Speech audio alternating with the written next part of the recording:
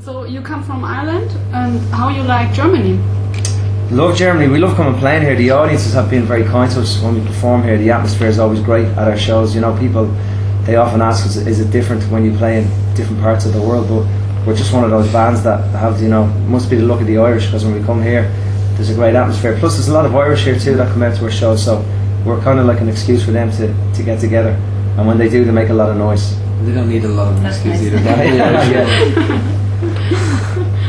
Yeah, so you guys get to see the world now. Yeah. Do you ever get to stay in the cities and look at the cities, or just go? Sometimes we have days off. You know, yesterday we drove here yesterday morning to get here early enough that we'd spend the whole day in Munich. So sometimes when your day off, you'll get to spend. But sometimes you're tired.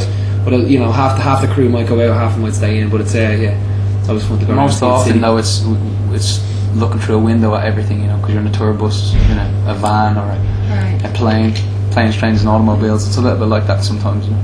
We saw your cars outside. Yeah.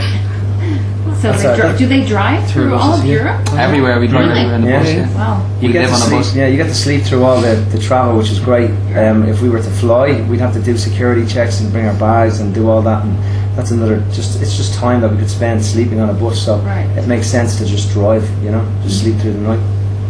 And you can see each other all the time. Well, yeah. That's what we have our beds facing each other, so even when we sleep, we're facing each other. No. You see, that's right. you see each other more than we see our families, to be honest, you know. Which is true, yeah. We are our families. Yeah, oh. It becomes, you literally you inherit another family when you get into this business at this level, because suddenly there's a lot of people working around you, and then you're with everybody, like Mark said, all the time. So you get very tight knit, you know. Do you ever fight? Yeah. All the time. Yeah. We were fighting just before you got here. Oh, yeah. okay. And we'll be fighting as soon as you leave. See how professional we are. You never know. Yeah, we naturally, you know, when you're in anyone's face for so long, your own quirks come out, and it can be just a bit painful for everybody sometimes, just because we're in each other's faces. But we try to give each other as much space as possible. And when we come to a venue, we have a lot to do normally with promo, and then generally we go in and we have sound check. We've quite a lot to do in that sense. So although we're together, we're in it to play music together as well. So there is a massive compromise, like any kind of friendship or relationship, you know. It's got its quirks. Okay. And during your current tour, you have given concerts in Cologne, Hamburg, and Berlin. Mm-hmm. Which impression do you take with? From each place? Yeah. I mean, each place has something a little bit different to offer. The crowds, more so. I think the first show that we did was Cologne. Yeah. And they were a receptive audience, but in a different way to the next show, you know. And I thought I was more surprised with. We've been told so many times that German people just kind of sit there with their arms folded, but not at our shows. You know, honestly, not at our shows. We're gone crazy. I noticed that they're definitely a little bit more attentive when listening to the songs. There's moments in I'm Yours, it was like you could literally hear a pin drop. Sometimes you can hear one or two people talking, but no, in Germany they're like, we're listening right now. What the fuck are you know? That's good. So you have a good impression from it. Oh, a great impression. It's loads of fun to be here anyway. And even in Berlin, it happened to be a place that I guess we fell in love with about 2 years ago. It was a place that had a big impact on us as a band, because we come over here early at that point, and just the history of the city and the people were just so good. We had a great time, and I guess we fell in love with it. And our tour guide as well. Yeah, he's great. Shows everywhere. Are you from Berlin? No. Munich, you're from? Exactly, yeah. But I lived in Berlin. Yeah, that's right. Yes. So you guys are playing here in Munich for the 4th time already? Is it? Yeah, 4 times. Wow. So do you have a special relationship with Munich that you come here so often, or is no? I mean, we're just willing to put the time in. You know, we want to let our German fans know that we're a band that's going to be around for a long time. We're not going to. If you buy the album, you get to see us every 4 years.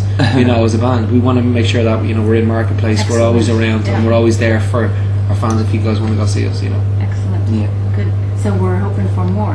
Me too. Yeah, well, hopefully they'll want us back after tonight. I'm sure. This may be our last show. Okay. Yeah, so you you guys released your album on the 24th September. This is your second album. Yes.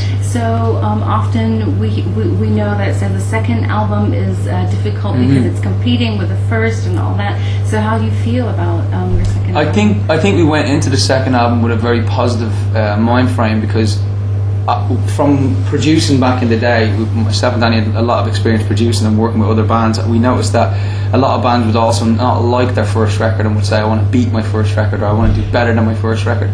We were very proud of our first record, so all we really wanted to do was, because we take our live show so seriously, was just get more music so we could play for longer on stage. I mean, that was our excuse. So I think that was a great positive mentality to go in there with in the first place, and we didn't take any opinions on from anybody, so we really didn't listen to the bullshit really, and we just went in and made a record that we wanted to make, you know. Fantastic. Yeah, and that was it. So I think we dispelled that myth. Good. And do you have a favorite song on this CD? The second album, Yeah. favorite live song probably be Science and Faith. It's great when the play lives, getting better and better. It's a big grower. The hits will be the hits regardless, but that's a monster.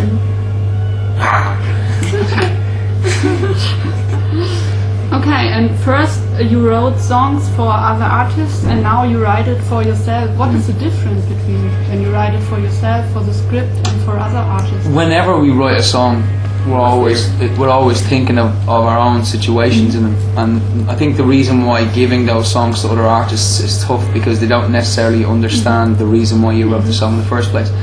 So it becomes, they have to become an actor almost and almost pretend, whereas when we're writing them and singing our own stuff, it's that bit more fulfilling because the reason why we're writing it is to check something inside your own emotions and your own body, you know. So I think for that reason the difference is it kind of leaps and bounds away because again we get to up there play our own songs every night. It's just a bit of a treat, you know. It's way better.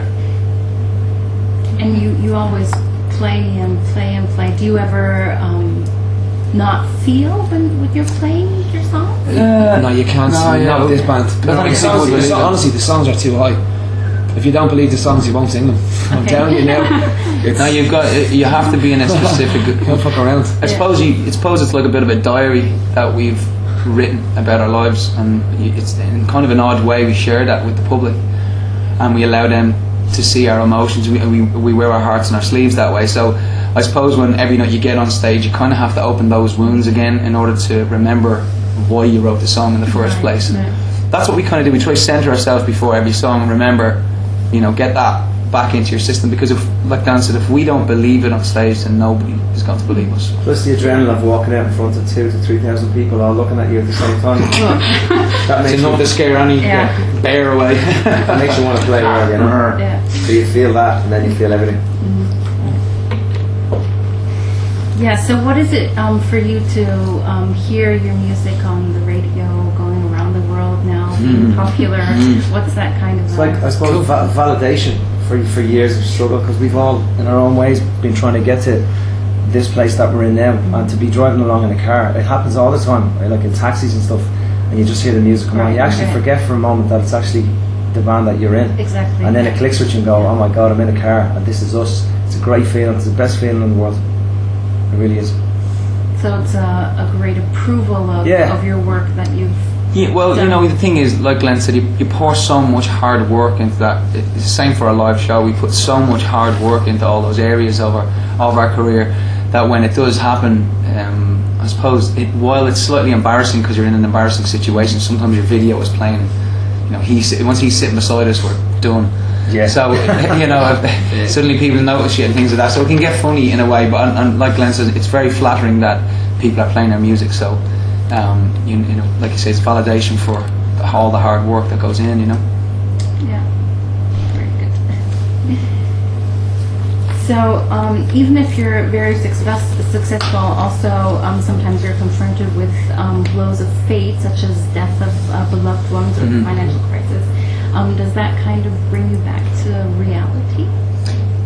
I think we're very normal, humble lads anyway. So it gets tougher being on the road for those reasons, because the worst thing that can ever happen when you're on the road, any guy that's on the road will tell you something happened in your family.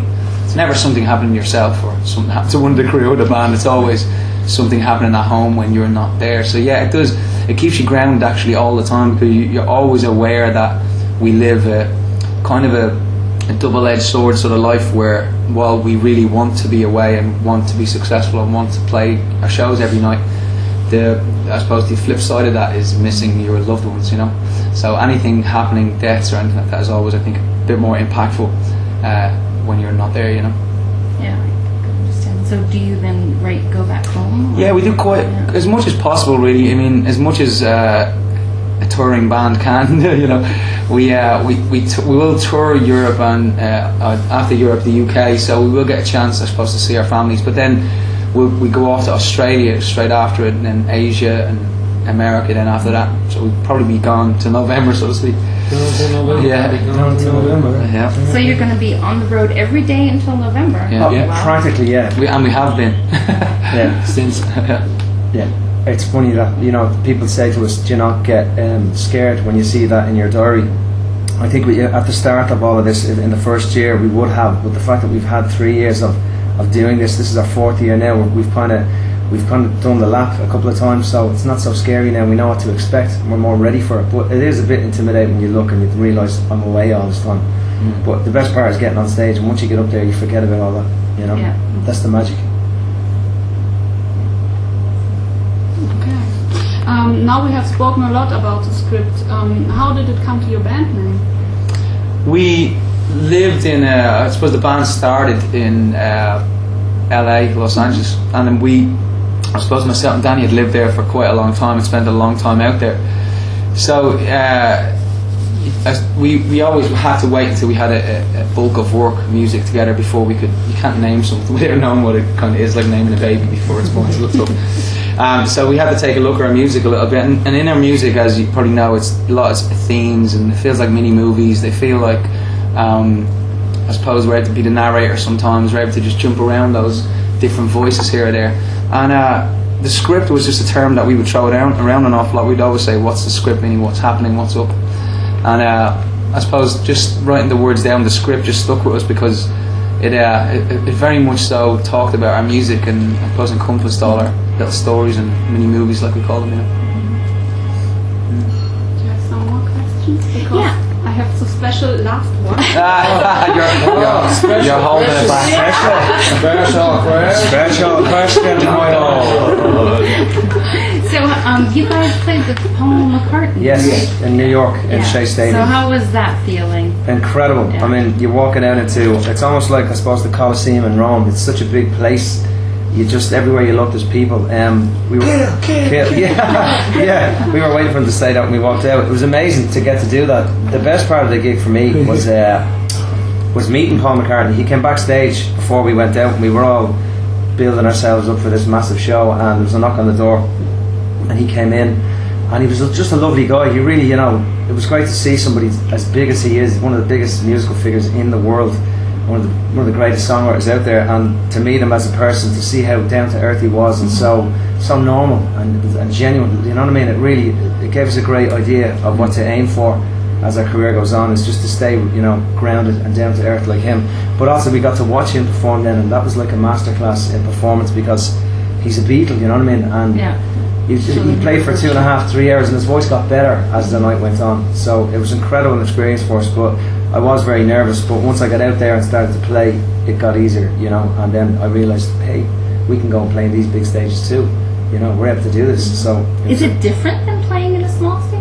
It is. It's a lot less personal. It's very different. Yeah. It's less intimate, because you're so far. You're kind of further back from the people, and there's a bigger amount of people to play too. So it takes away that, you know, when you're in a closer, smaller space, it's easier to connect with people in the front row and stuff. And the further back, it's a little bit trickier. Some musicians are quite introvert by nature, you know, and it's generally when they get on stage where they become an extrovert. I think we're quite different. We're extroverts anyway, you know, in general. And when we get on stage, it's very important to the band. The energy between the audience and band is very, very important for us. We like to be in people's face. He likes to get down to the people, and I think touch them. I think sometimes kiss them. All the time. I think, all the time. I'm sure the girls like yeah, Always, when possible. I think that's part of our show. So as we're growing as a band, getting bigger and bigger and bigger in that way, it's a really difficult thing for us to be separated from the very thing we enjoy. You know, that's a really difficult part. So we're trying to design our big shows around throwing us back in the audience somehow again. All right. So do you prefer one or the other, or is it just a part of the show? Sometimes big and sometimes small. I think you have to. I think you're going to have to get used to playing arenas. I mean, we're still only a new band in a lot of ways. We only go to play arena level and stadium level this year. So while we've supported and played with a lot of bands, I think we'll have to get used to that atmosphere, and probably do that for many years to get used to that atmosphere. Right now, this is the atmosphere that we have completely in control of, and it's completely we're used to enhanced. this So I love now. this, you know. Right. Yeah. Good. So what is your dream in terms of for your band? I think the dream will be to play bigger places, to get as many people to know who we are. There's a lot of places in the world that people don't know who the Script is.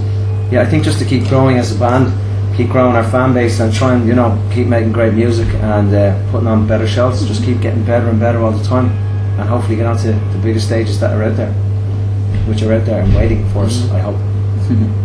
I'm sure. Yeah, stay authentic. You guys are really great. Thank you. Thank you very much. Thank you. What was the special question? Yeah, Yeah, special. special. I did. Special question. Who paid for the first date? The what? For the first date. First aid. Date. First date. Yes. Who paid for the first Yeah, date? man, woman. Who should pay? A man. Should they? Man. The man, obviously. Yeah. Yeah. Yeah. First date, split it. No. I'd be weird.